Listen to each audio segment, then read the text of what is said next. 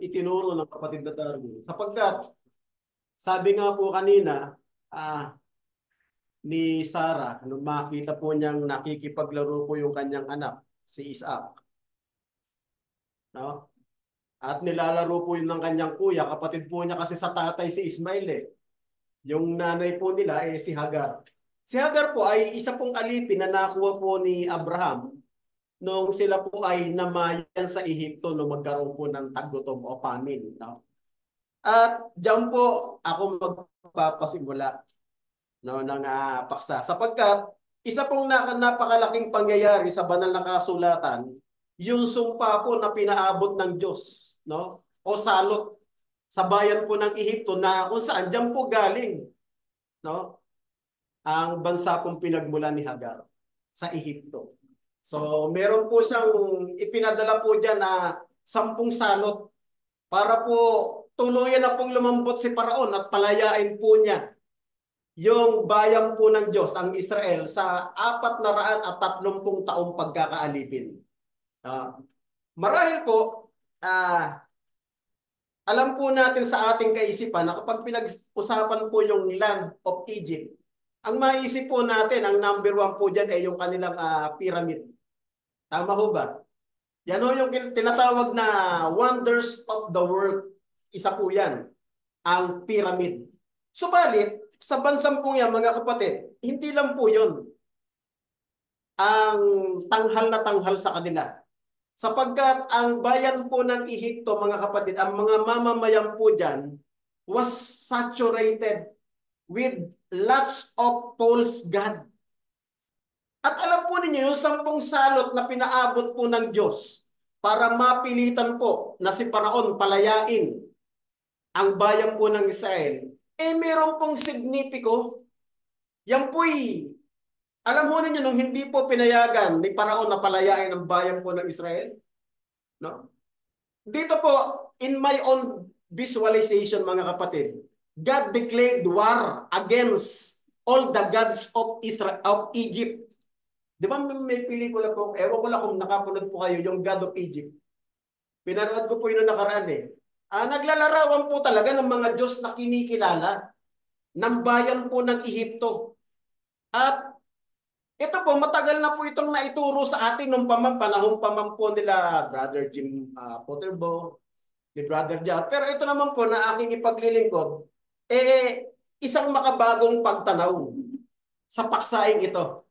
No? Isang makabagong pagtanaw na iba po doon sa pagtanaw naman ng tinuro nila to, iba naman po ito sa pagtanaw na aking ihahain sa umagang ito. Ito pong hindi pagpayag ni Paraon, mga kapatid, para po palayain yung bansang Israel, yung kanyang anak na panganay, no? Pagdideklara po ng Diyos na tunay, no? Paglalatag po ng digmaan sa mga Diyos-Diyos ang kinikilala po, no, ng bayan po ng Ehipto. At yung po yung hindi lamang paglalagay ng salot na 10 na may kinalaman sa mga palaka, sa mga lawak, o hindi, yan po yung espesipikong pag-atake sa bawat Diyos-Diyos ang kinikilala po nila. At yan po yung ating matutunghayan. So, enumeration po tayo, mga kapatid. Hindi ho nila pinayagan. O sige, hindi ko papayagan. Sino ba yung Diyos mo? Hindi ko nga kilala yan eh. Kasi for 430 years, meron pong mga Diyos-Diyos ang kinikilala ang mga Israel na sa pagtahan nila doon. Ang totoo sa Goshen nga po, ang kinikilala doon nila na Diyos si Apis. Kaya po nung nato na sila sa wilderness, ang pinagawa po nila kay Aaron, twin bull, God Apis. Diyos-Diyosan po ng mga baka. No, mga kapatid? So, simulan po natin yan. Alam po pa ninyo yung ilog Nilo? No?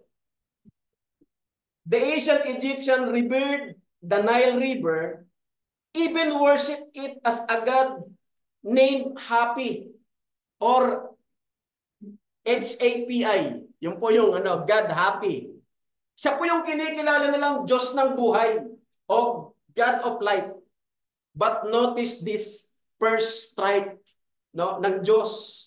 Nung nagdeklara po siya, o sige, Ayaw niyong palayain yung bayan ko, ayaw niyong palayain yung anak ko, magdedeklara ako. No, kumbaga po sa mga Muslim, Allahu Akbar. Di ba? Ganun ang sinisigaw nila, Allahu Akbar.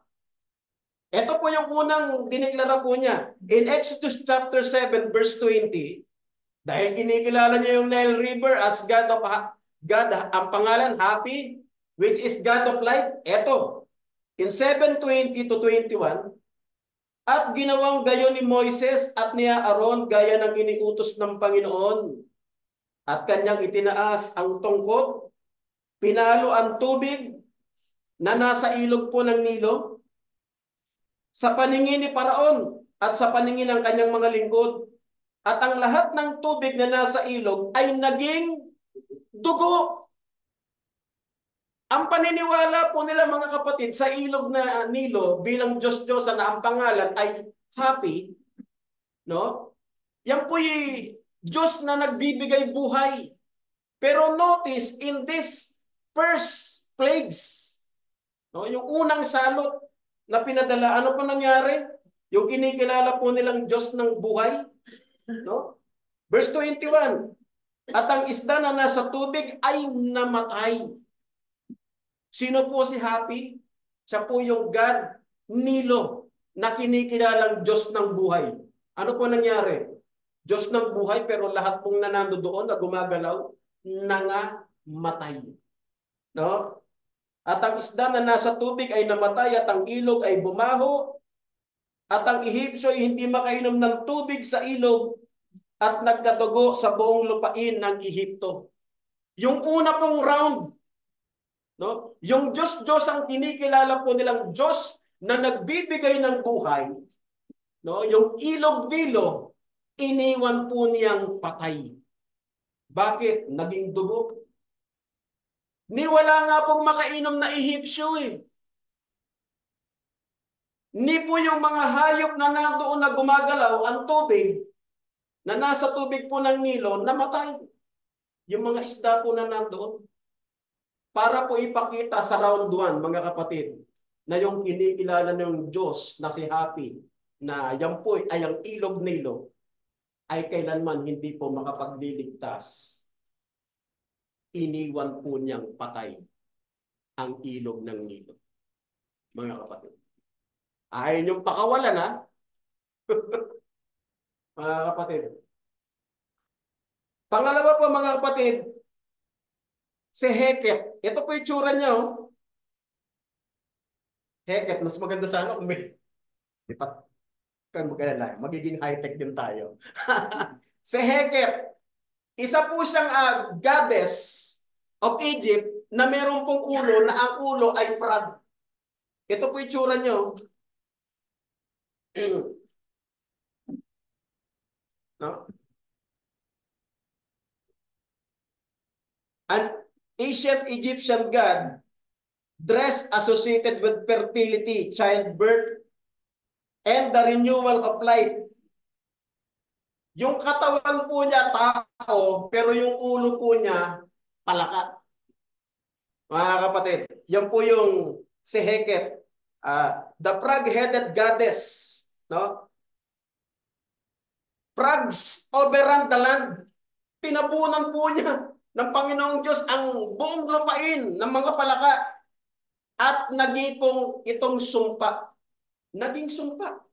Tingnan po ninyo. In Exodus chapter 8 verse 6 patuloy hanggang verse 8, ayaw mo pa rin palayain ang bayan ko ha? Sa ikalawang pagkakataon, eto gagawin ko. At iniunat niya Aaron ang kanyang kamay sa tubig sa Ehipto, at ang mga palakay nagsiahon at tinakpaan ang lupain. Frog overrun the land. Grabe to, tinakpan ang buong lupain. Grabe dami na ito. Pero buong lupain ng Ehipto, tatakpan ng mga palaka. At ang mga mahiko ay gumawa ng gayon din sa pamamagitan ng kanilang mga engkanto at nagpaahon ng mga palaka sa lupain ng Ehipto. Nang magkagayoy, tinawag ni Paraon si Moises at si Aaron at sinabing, manalangin kayo sa Panginoon na alisin ang mga palaka sa akin at sa aking bayan at aking tutulutang yumaon ang bayan upang sila'y makapaghain sa Panginoon. Mansinin niyo po, yung kanila pong kinikilalang Diyos-Diyosan, no, na si Heket, wala pong nagawa. Hindi man po niya napaalis o napawala ang mga palaka pong umahon at tinakpan ang buong bayan po at bansa at nasyon ng Ehipto. Wala pong nagawa. Even the goddess of Prague, no, can do nothing about the second plagues that God sent in the whole land of Egypt. Wala pong nagawa. Yung salot pong yun, wala po silang nagawa. Ibig sabihin sa pangalawang pagkakataon, yung kinikilala niyong Diyos-Diyosan na si Heket was nothing compared to Yahweh, to His sovereign power. Wala po siyang nagawa. She was powerless, yung goddess na si Heket. Para ipakita, no, mga kapatid.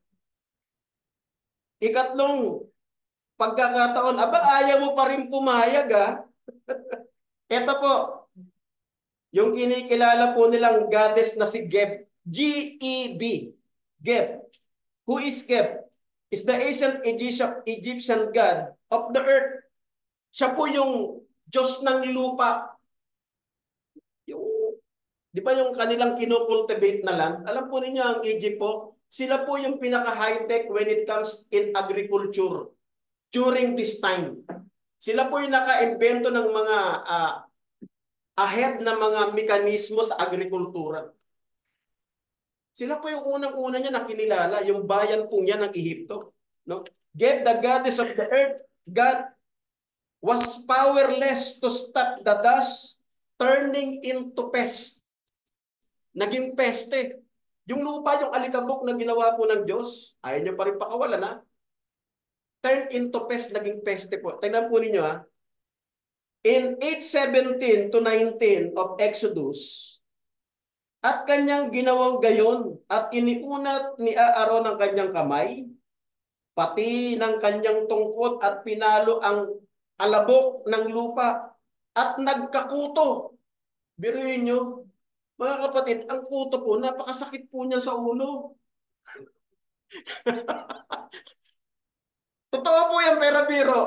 Kung sino po yung naka-experience na nagkakuto, eh yung dugo ninyo sa ulo yung sinisip-sip niyan eh. No? I-imagine nyo kung napakarami pong kuto. No? I-visualize po ninyo sa isip ninyo, ha? At nagkakuto sa tao at sa hayop, lahat ng alabok ng lupa ay naging kuto sa buong lupain ng Ehipto. Pero yun na, pag ini-imagine ko pala, napapaganon ako. Buong lupa. At ang mga mahiko ay gumawa ng gayon din sa pamamagitan ng kanilang engkanto. Ito po yung tinatawag na counterfeit. Gumawa rin sila ng ganun, pero hindi ganun kamakapangyarihan. At hindi ganun karami. Para lang maipakita na kaya namin kopyahin yan, kaya namin gawin yung ginagawa mo, Moises. No? Upang maglabas ng kuto, ngunit hindi nila nagawa. O, hindi pala nila kaya. Dito po, nasira yung kanilang counterfeiting power. At nagkakuto sa tao at sa hayop, nang magkagayoy sinabi ng mga mahiko kay Paraon, ito'y daliri ng Diyos. Naku, Paraon, pakawalan mo na yan. Ito na, daliri na ng Diyos yung nangyayari. Iba na to, kuto na eh. Yung ating Diyos-Diyosan na si Geb was powerless to stop these plagues. Yung salot na ito, siya yung Diyos ng lupa eh. At wala siyang kapangyarihan para pahintuin. Isa yung kinikilala nating Diyos na kumukontrol ng alabok, ng lupa. Wala siyang magawa rito. Their God is Geb silent. Tahimik siya rito. Wala siyang magawa. No? Kaya dito sabi ng mga mahiko ni Paraon, Paraon, pakawalan mo na yan. Daliri na ng Diyos tong nararanasan natin. Kasi kung bakit po nila sinabi, mga kapatid, alam niyo po ba si Geb?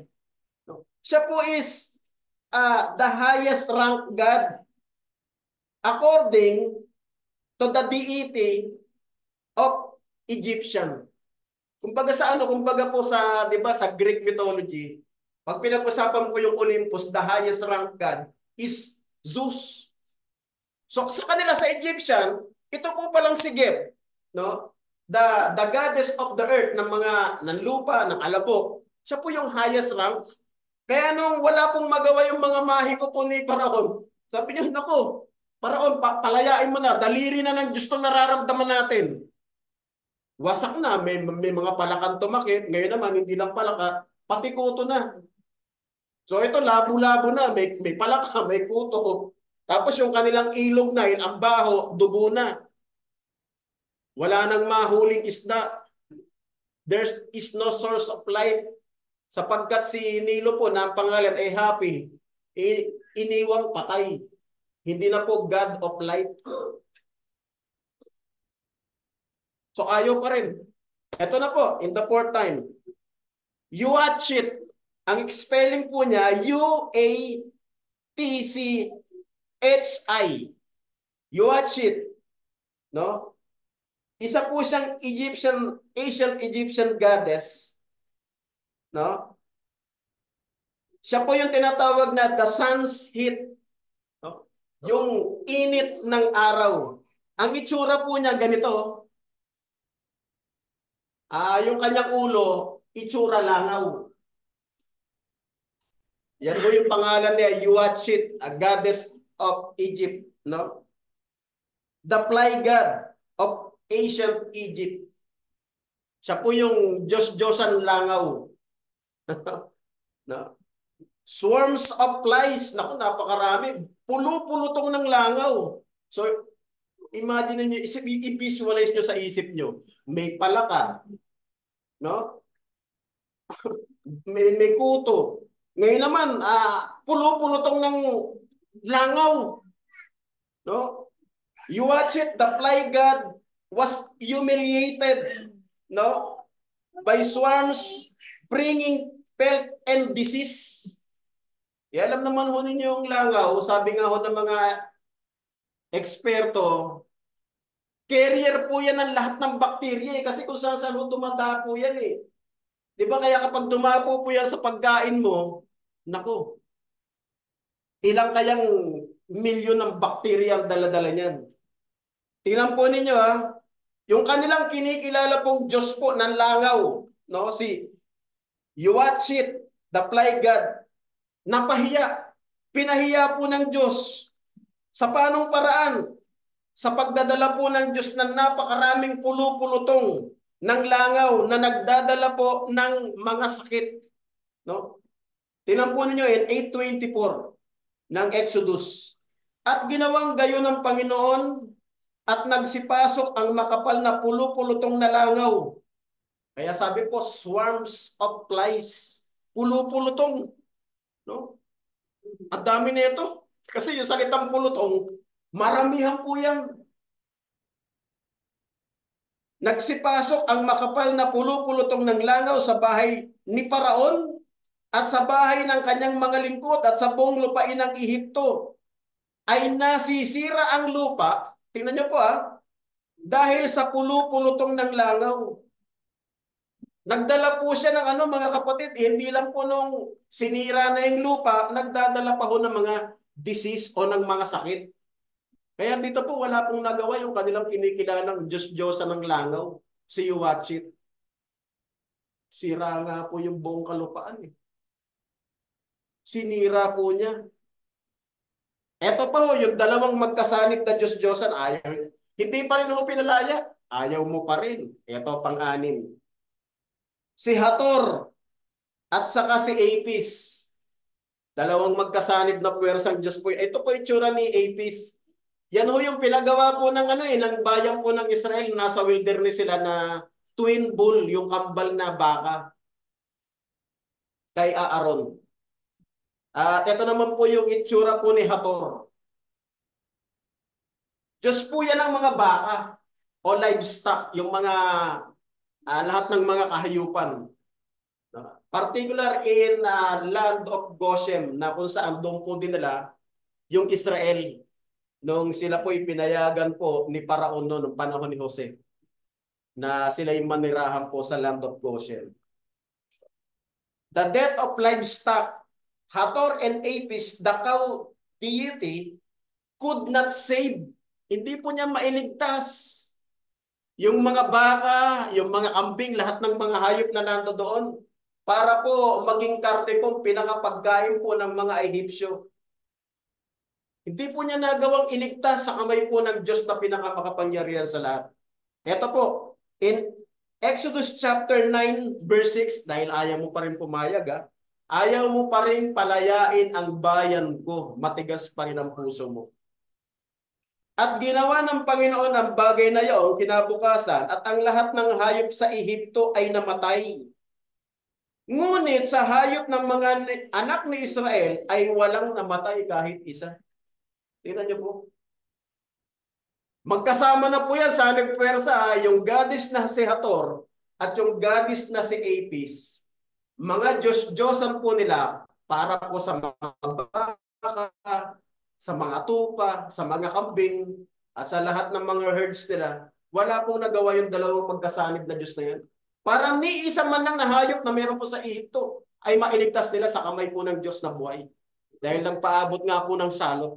Wala. Nangamatay lahat. Kung i-imagine po ninyo sa isip ninyo sa pagkakataong ito, ang bayan po ng Israel, yung kanilang ekonomiya pababagsak na. Corrupt, sira. Di ba? Yung kanila pong ilog na doon po dumadaloy, source po ng mga pagkain, yung isda, wasak, doon din po sila kumakain. Kumukuha ng inumin, sira. Yung kanila pong mga taniman, wasak dahil tinakpan na po ng lahat ng mga palaka. Wala na, kumbaga sa desolate na pong lugar na ito ng Egypt. Pero pansinin niyo po, ang tibay pa rin ni Paraon. Ayaw pa rin po niyang pakawalan ang bayan po ng Diyos, ang Israel. Kaya, meron pa ho silang natitirang Diyos. Ilan pa ito? Tatlo. Si Imhotep, no? Ito po yung tsura niya eh. Imhotep. May sariling trono. Si Imhotep po, mga kapatid, siya po yung Diyos ng pagpapagaling o pagbibigay ng lunas sa sakit. Ayaw mo pang pakawalan, ha? He was the God of healing, no? Para po talunin po ng Diyos yan, ito po ginaaya mo pang paalisin na, ito po in Exodus chapter 9 verse 10. At sila'y kumuha ng abo sa hurno at tumayo sa harap ni Paraon at isinaboy ni Moises sa himpapawid at naging bukol na naknakin sa tao at sa hayop. Alam niyo ho yung bukol? Yung bukol na ito, hindi basta bukol, yung bukol na nagnanaknak. Alam niyo yung ibig sabihin ng naknak? Yung meron na ho mga langib-langib. Yung parang nagbabalat na namamula-mula, yung parang may konting dugo-dugo na. Hindi lang basta bukol. Para ipakita na yung kanilang Diyos-Diyosa na si Imhotep, which is God of healing. Nung pagkakataong ito po'y pinaabot niya, itong curse na ito, yung sumpang ito, yung salot na ito, yung kanilang Diyos-Diyos ang inaasahang magbibigay ng pagpapagaling o healing, silent. Tahimik. Hindi po siya gumagana. Yung goddess po ito was powerless.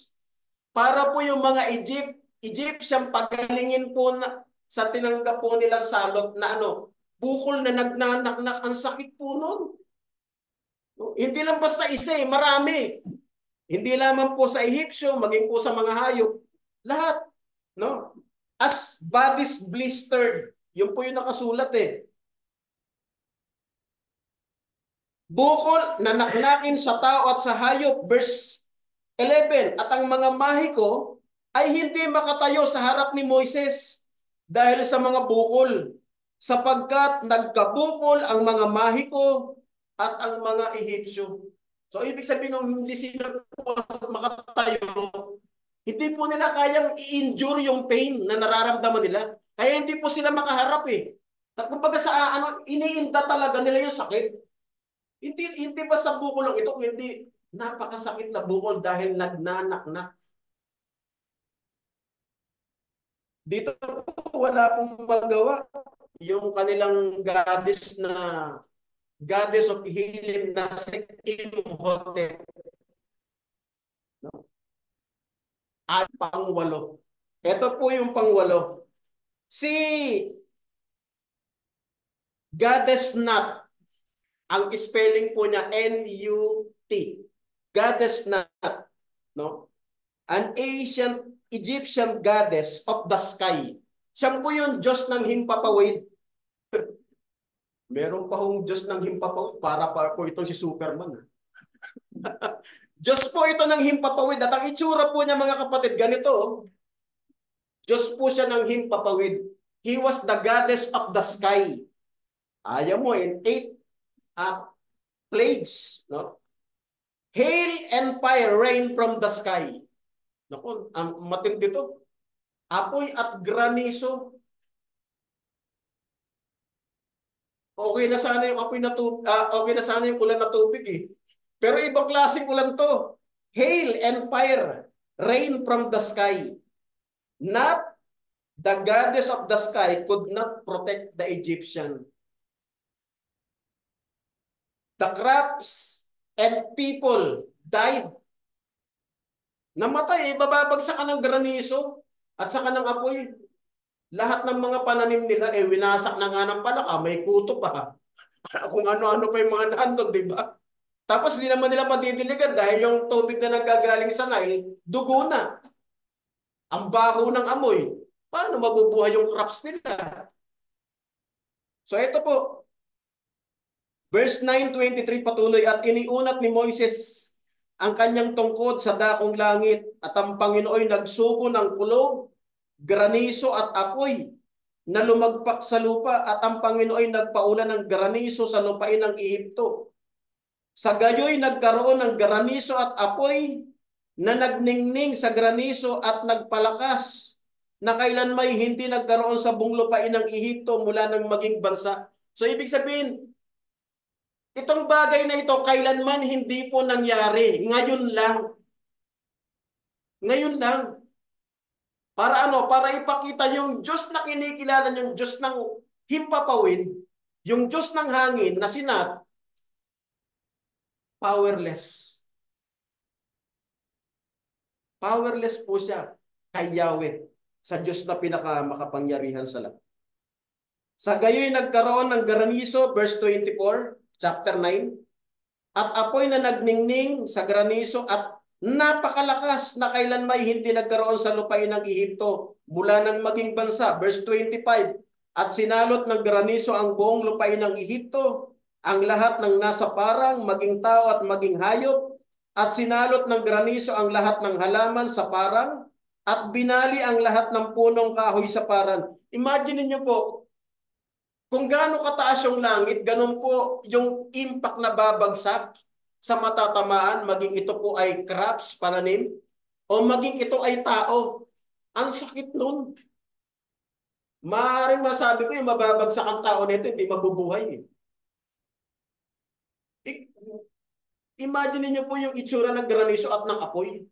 Pagbabagsak, okay na ako sa ulan na tubig. Pero yung ulan na to, kakaibang ulan, apoy at granizo.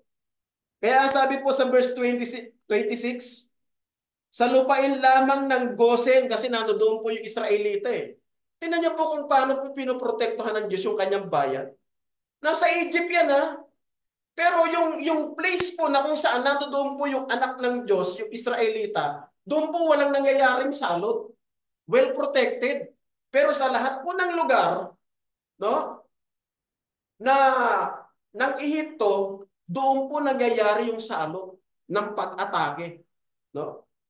Sa lupain lamang ng Gosen na nakinaroroonan ng mga anak ni Israel, hindi nagkaroon ng granizo. Dito po ipinapakita po yung proteksyon ng Diyos sa kanyang mga anak na nasa pagkaalipin ng 430 taon. So hindi pa rin po nagtagumpay, ayaw pa rin. So ito pang 9. Ayaw mo pa rin ha. Ito po, ang pangalan po nito, God Osiris. Ito po yung tsura niya. God Osiris o Osiris, kung paano pinopronounce yan. No? Ito po yung tinatawag na God of Crops o yung Diyos ng pag-aani. Tinatawag din po siyang God of Fertility, mga kapatid.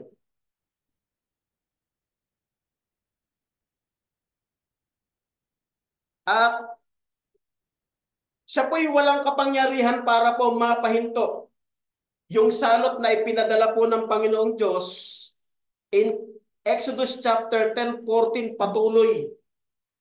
At ang mga balang ay bumaba sa lupain ng Ehipto at nagpahinga sa lahat ng hangganan ng Ehipto at totoong napakakapal. Bago noon ay hindi nagkaroon ng gayong balang. Naalala ko po ito eh. 'Di ba? Hindi ko lang alam kung anong taon. Sa Pampanga, yung sinalot po sila ng balang. Alam nyo, ginawa ng mga Pampanggenyo, ginawa nila, kinain nila, nakakain pala. Pinalabas po yun eh, sa Jessica Soho. Yung mga balang, ginawa nilang pagkain dahil kinain niyo yung pananim namin. Kakainin din namin kayo. No, mga kapatid, yun po yung naalala ko na hindi ko lang alam kung anong taon yun eh. Pero early ano yata yun eh at nasa 2000 parang gano'n 2002 o 2001 parang gano'n yung nangyari nun eh. Sapagkat tinakpan ng mga yaon ang balat ng buong lupa na anupat ang lupain ay nagdilim. No? Dumilim po. At kinain ang lahat ng halaman sa lupain at ang lahat ng nabunga ng kahoy na iniwan ng granizo at walang natirang anumang sariwang bagay. So, i-visualize po nyo. Wala na daw natirang anumang sariwang bagay. So, ibig sabihin, ang nangyari po sa Egypt, talagang desolate po talaga na bansa. Maging mga punong kahoy o halaman sa parang sa buong lupain ng Ehipto. Nang magkagayoy tinawag na madali ni Paraon si Moises at si Aaron at kanyang sinabi, ako'y nagkasala laban sa Panginoon ninyong Diyos at laban sa inyo. So dito po, hindi pa rin pinakawalan. Ang tigas talaga. Kaya dito po mga kapatid, meron na lang pong natitirang ilang mga Diyos. Ito na lang po, ang pangalan po niya, Goddess Ra. R.A. Yan po yung tsura niya, parang hook. Ito na po yun. Siya po yung Diyos araw. Tama po yung sinabi. No? Siya po yung Diyos araw. Sinasamba nila maging ang araw eh. Darkness cover Egypt. The goddess o God Ra, the mighty son of God, was blotted out for 3 days. Diyos ka pala ng liwanag ha. Ipapakita ko sa iyo, wala kang kapangyarihan. Hindi ka talaga Diyos. Hindi ka totoo. Kumbaga sa ano, isa-isa salita, hindi ka tunay. You're a fake God. Yan po yung pangsyam na salot. In Exodus chapter 10:22 patuloy, at iniunat ni Moises ang kanyang kamay sa dakong langit at nagsalimuutan ang dilim sa buong lupain ng Ehipto ng 3 araw. For 3 days, imagine niyo na lang mga kapatid, pagka nagkaka-brown out nga, 3 oras na nga eh. Di na tayo mapakali. Sinisisi na natin, Meralco eh. Tapos pag sumingil kayo, taas-taas. Tapos gaya-gaya yung supply. Di ba? At sila hindi nagkikita at walang tumindig na sino man sa kinaroroonan sa loob ng 3 araw. Biruin mo, walang movement. Napahinto sila eh. No movement at all. Eh, sabi mo. Ah? At walang tumindig na sino man sa kinaroroonan sa loob ng 3 araw, kundi lahat ng mga anak ni Israel ay nagsiilaw sa kanilang tahanan. Pasin nyo, napakabuti talaga ng Diyos. Pagka sa bayan po niya, kahit nasa loob na po ng Egypt, yung inaatake na ng Diyos, ipinapakita niya na, dahil bayan ko yan, anak ko yan, special yan. Kayo walang ilaw, 3 days kayo madilim, sa kanila merong ilaw. Ganun po ka-bless ang taong nanganganlong sa ilalim po ng proteksyon ng Diyos. Mga kapatid. Verse 24, at tinawag ni Paraon si Moises at sinabi, yumaong kayo, maglingkod kayo sa Panginoon. Inyo lamang iwan ang inyong mga kawan, may kondisyon. Ang tigas pa rin. Paano ka makakapaglingkod kung walang kawan? Eh, saan kakakuha ng iahandog mo sa Panginoon? Eh, kanina yun ang topic. Ang handog, manggagaling din sa herbs, sa mga hayop, sa mga plak, sa mga kawan. Iiwan yung kawan. Hindi pa rin. So, matigas pa rin si Paraon dito. Ayaw niya pa rin bumigay. So, punta po tayo doon sa last. No? Wala na ho sa mga ipapakilalang Diyos dahil lahat na po natalo eh. No? Kumbaga po sa kanta ni Glock 9, ni Kiko, alam niyo tong kanta na to. At sa ni parokya ni Edgar, ano pa nangyari? Isa-isa pong nagbagsakan ang mga Diyos po at mga idolong kinikilala po ng bayan po ng Ehipto. Isa na lang po yung nananatiling nakatayong Diyos. Alam niyo po yan kung sino? Si Paraon. Sapagkat si Paraon po, alam po ninyo sa istorya po ng Egypt, kinikilala po nila ang bawat Paraon o Pharaoh na nauupo, who reign, kinikilala po nila yan Diyos. Ito pong katunayan. In ancient Egypt, Pharaohs were seen as both rulers and divine figures, holding unique position between the human and divine realms. Ang tawag po sa kanila, Horus, H-O-R-U-S or Ra. No? Ganon po yung pagkakilala na sa Paraon Diyos. Para po yung sa Roman Empire din, kinikilala din po nila ang bawat po naupo na emperor as God, Son of God, pag buhay pa. Pero pag patay na, di ba? Even in the coins, kinikilala po nila na ang mga nauupong emperor ay Diyos, anak ng Diyos. No? Death of the firstborn. Ito na po yung last na salot na pinaabot ng Diyos. Death of the firstborn. Pharaoh, who known as God Ra or Horus, no? When God sent the last plagues, death of all firstborn, even him, no, who known to be God, cannot save his children in his firstborn with God's last plagues. He himself, seen as God, can do nothing but to cry for his firstborn. Tinapunin niyo. At nangyari ng hating gabi na nilipol ng Panginoon ang lahat ng panganay sa lupain ng Ehipto, mula panganay ni Paraon na nakaluklok sa kanyang luklukan hanggang sa panganay ng bilanggo na nasa bilangguan at lahat ng panganay sa mga hayop. Each plagues, mga kapatid, bawat po yung sa 10 salot, sent shockwave throughout Egypt, not just physically, but spiritually. One by one, their God was exposed. Totoo, bawat isa in-expose po niya. Na yung mga Diyos na kinikilala nyo, lahat yan, pinabagsak ko. They are all powerless. They are all false God, no? Empty and lifeless. Wala na po talagang buhay eh. Di ba yung pinagawa ko, napanood yung pelikulang Moses? Yung pinagawa po nila, oh yan, may dalawa ng leon na nakabantay sa iyo, hari. Naalala ko yung discussion ng mag-ama.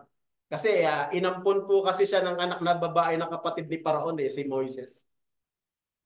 Raise him to be a king over the Egypt. Pero tinanggihan niya. Sabi po sa 11 po ng Hebrews siya, tinanggihan ni Moises ang kayamanan ng buong Ehipto at inari po yung kadustaan ni Kristo.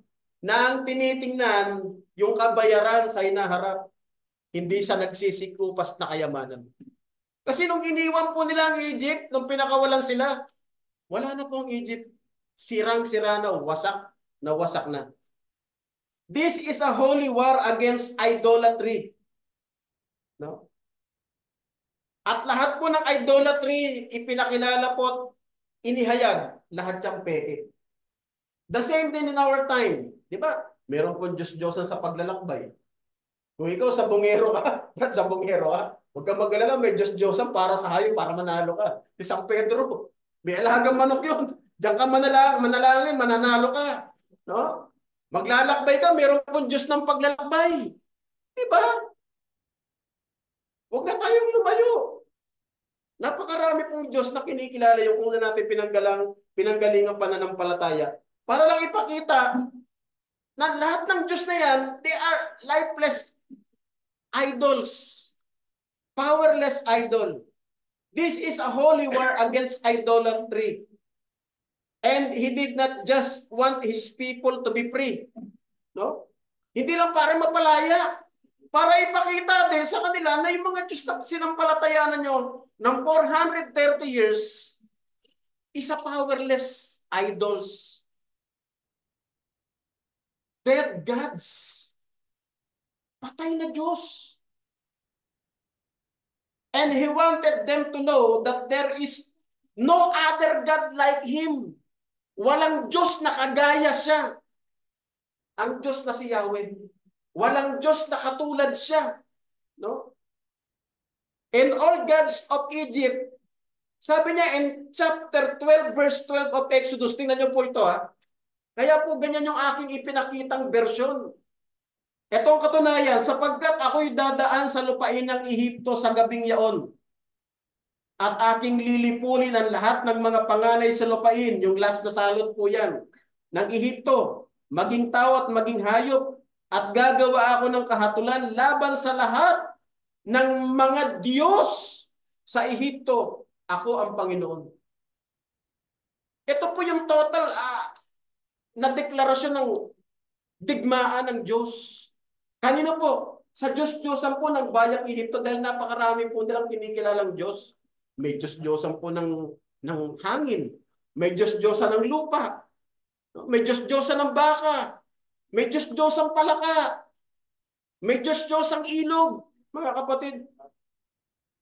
Sabi nga po sa NIV, yung same din chapter 12, verse 12 ng Exodus, on that same night, I will pass through Egypt and strike down every firstborn of both people and animals. And I will bring judgment on gods of Egypt. I am the Lord. Dito po, kumbaga po sa main event, tinalo po ni Yahweh lahat po ng Diyos-Diyos ang kinikilala ng bayan po ng Egypt. Maybe in our time, anong kinalaman itong topic nito? Maybe in our time, hindi tayo lumuluhod sa ilog. No? Hindi tayo lumuluhod sa anumang Diyos-Diyosan, Diyos ng hangin, Diyos ng ilog, Diyos ng mga palaka, o Diyos ng mga langaw. Dahil mo naman kasampay, ba't langaw pa? No? Maaaring ganun.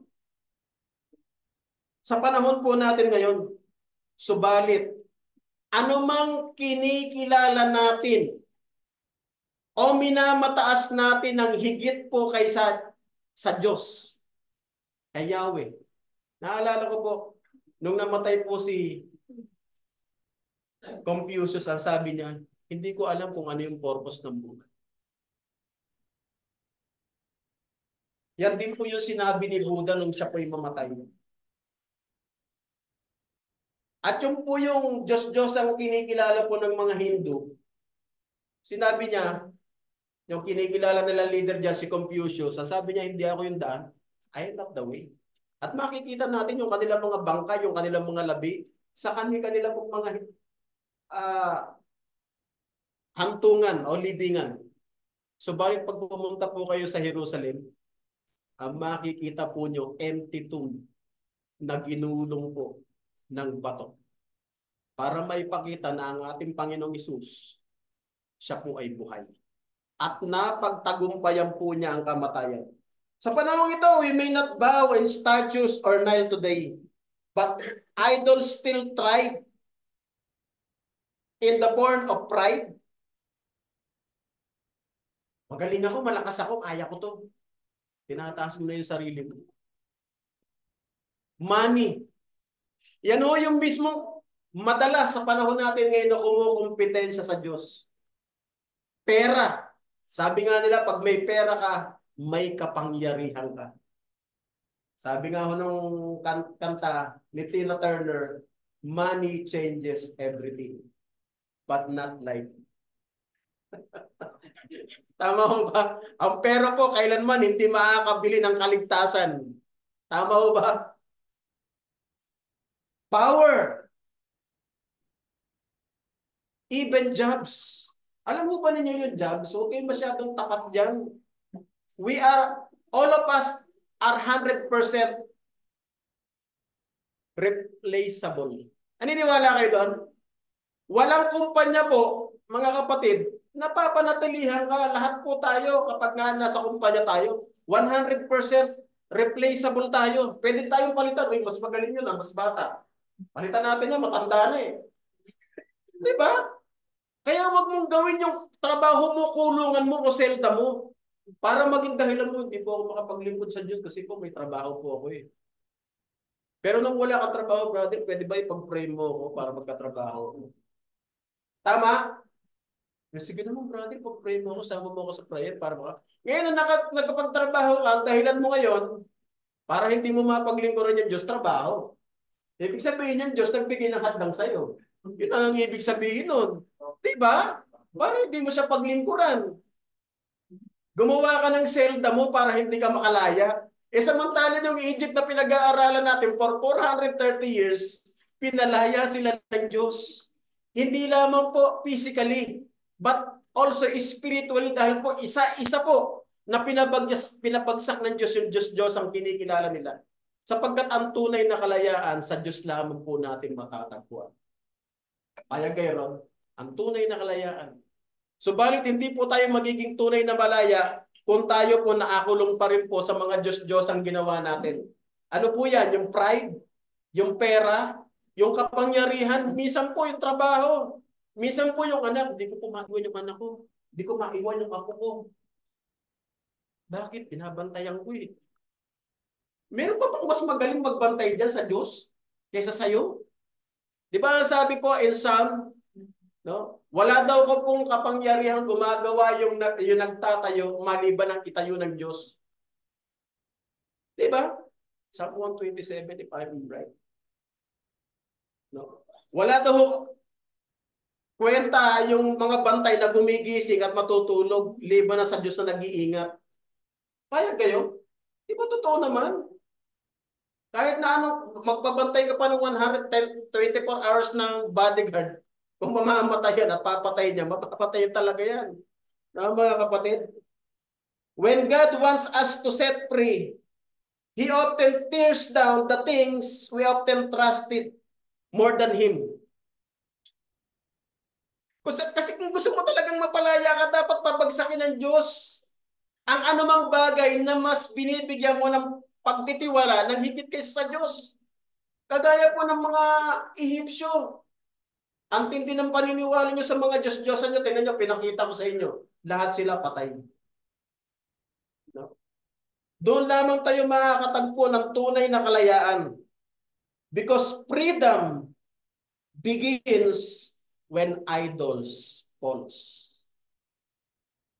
Kapag kayang po yung mga Diyos-Diyosan na yan, hindi ho bumagsak sa buhay natin, tunay pong hindi tayo nakakalaya. Baka kasi sa panahong ito, hindi pa tayo nakakalaya. At marami hindi pa ho nakakalaya. Kaya madalas, minsan sinasabi, at totoo, nararamdaman din ho namin yan eh. Yung madalas na sinasabi, iba pa rin talaga yung pagsamba na physical. Iba pa rin yung mararamdaman mo yung kamay ng kapatid, yung init. Iba pa rin yung nararamdaman mo yung kasama mo yung kapatid mo. Wala pong hassle sa linya ng wifi. Kasi pag naputol na, ano nangyari? Ano nang sinabi? Diba? Hindi mo maano yung signal eh. Iba pa rin. Baka kasi, ano, parang ayoko sabihin pero sasabihin ko na rin. Bisa kasi, naman, ang Diyos naman napaka-makatwiran at makatarungan eh. Kung alam niyang bedridden ka, okay lang na nasa online ka. Payag kayo? Kagaya ng Brother Jim. Bedridden siya, okay lang na. Ano siya eh? Case to case yan eh. Bakit mo pipiliting magbiyahe? Eh, bedridden na nga. Eh, ko naman ang lakas-lakas mo. Wala ka naman dahilan para hindi makipagkatipon. Diba? Baka yung Diyos-Diyos na yan, baka meron pa rin. Bakit na? Kaya hindi tayo nakakalaya para magkaroon tayo ng freedom to worship. Yung nagbigay sa atin ng tunay na buhay, na araw-araw ginigising tayo sa pagkakatulog natin. Sapagkat hindi naman lahat ng natutulog nagigising pa eh. Merong natutulog, hindi na nagigising. Diretso na. Kaya po yung pagdilat ng dalawang mata natin sa umaga, yun yung unang blessing na binibigay ng Diyos sa atin. Pinapalaya po tayo sa kamatayan at binibigyan tayo na dapat po natin gamitin din natin sa Kanya to praise Him and worship Him. Sapagkat deserve lang ng Diyos yun. Deserve po niya na gawin natin at ibigay natin sa Kanya. Muli, isang magandang umaga po sa atin lahat. Maraming salamat.